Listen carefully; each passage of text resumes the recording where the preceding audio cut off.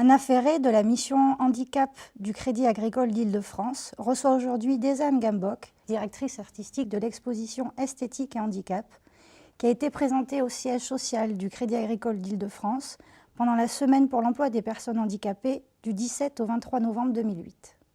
Bonjour Wessa, pouvez-vous vous présenter s'il vous plaît?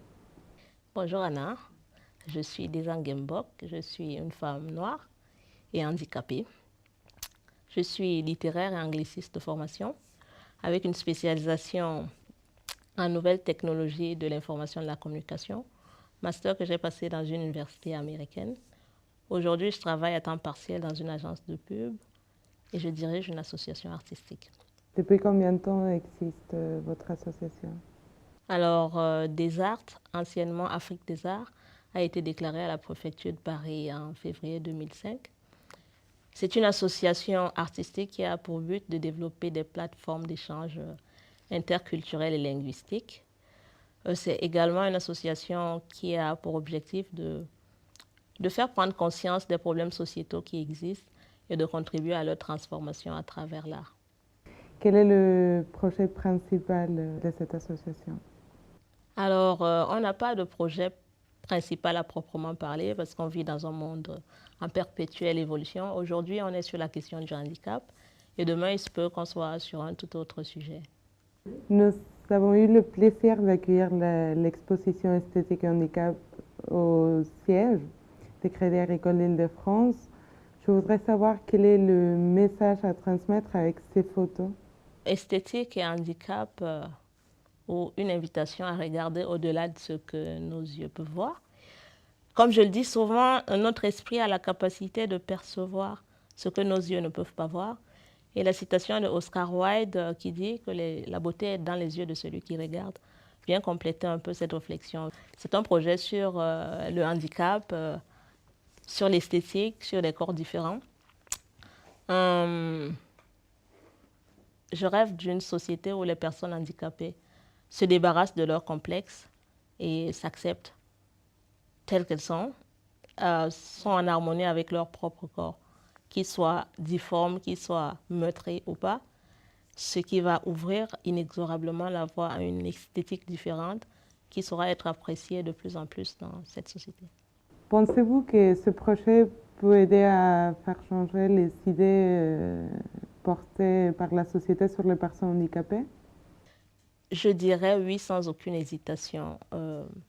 Aujourd'hui, on a encore beaucoup de mal à faire comprendre à nos interlocuteurs différents le bien fondé de ce projet, tout simplement parce qu'on vit dans une société où la question du handicap reste une question taboue. Et cette représentation a été construite dans les consciences collectives sur plusieurs années et ça va nous prendre beaucoup de temps pour essayer de changer les choses. Mais je suis persuadée que nous y arriverons. Quelles sont les futures actions à mettre en place? Initialement, nous avons pensé présenter cette exposition sur les arrières de bus à Paris, mais nous avons fait face à un problème de censure. Donc aujourd'hui, nous sommes à la recherche d'un lieu culturel bien fréquenté et ouvert au public pour organiser cette exposition au printemps 2009. Là, pour la journée internationale de la personne handicapée qui a eu lieu le 3 décembre, nous avons une conférence internationale conjointe avec des partenaires qui sont dans les villes de New York, Sao Paulo et la ville du Caire. Et une galerie virtuelle a été mise sur Internet. Donc, en allant sur le site sofaute.com, vous pourrez voir esthétique et handicap avec un dossier pédagogique. Donc, on est en train de chercher à développer des partenariats avec des entreprises qui sont ouvertes à la diversité. Pourquoi ce projet, cette exposition dans le Crédit Agricole Île-de-France? Qu'est-ce que cela peut apporter? Je dirais que pour commencer, le Crédit Agricole Île-de-France a été la première grosse boîte à accueillir ce projet au sein de ses locaux. J'imagine que ça n'a pas dû être facile de faire valider le projet par toutes les personnes. D'autres entreprises que le Crédit Agricole ont manifesté leur intérêt sur ce projet-là, mais concrètement, on n'a jamais vu rien venir malgré tous les rendez-vous qui ont eu lieu. Et en réfléchissant, je me dis que la barrière n'est pas financière, mais elle est ailleurs. Donc pour cela, je vous remercie.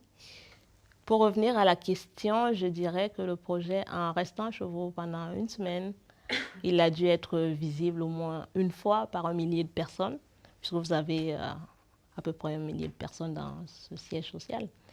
Ça amène forcément les personnes à se poser la question, consciemment ou inconsciemment, de savoir quelle est la place qu'elles sont prêtes à accorder ou non au handicap, aux personnes handicapées. Pour finir avec cette question, je dirais que les missions handicap sont tournées vers du quantitatif.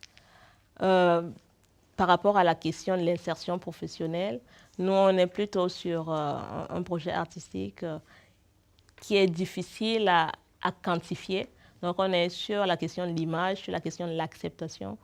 Les personnes qui intègrent les boîtes, elles doivent, dans un certain sens, se sentir en harmonie avec le milieu dans lequel elles sont intégrées pour pouvoir pérenniser ces emplois. Donc, la question de l'exposition amorce un peu ces terrains-là. Donc, c'est là où on apporte une valeur ajoutée aux missions handicap quelconques. Est-ce que vous avez un dernier message? Ouvrons notre esprit pour regarder au-delà de ce que nos yeux peuvent voir. Merci au Crédit Agricole. Merci à vous.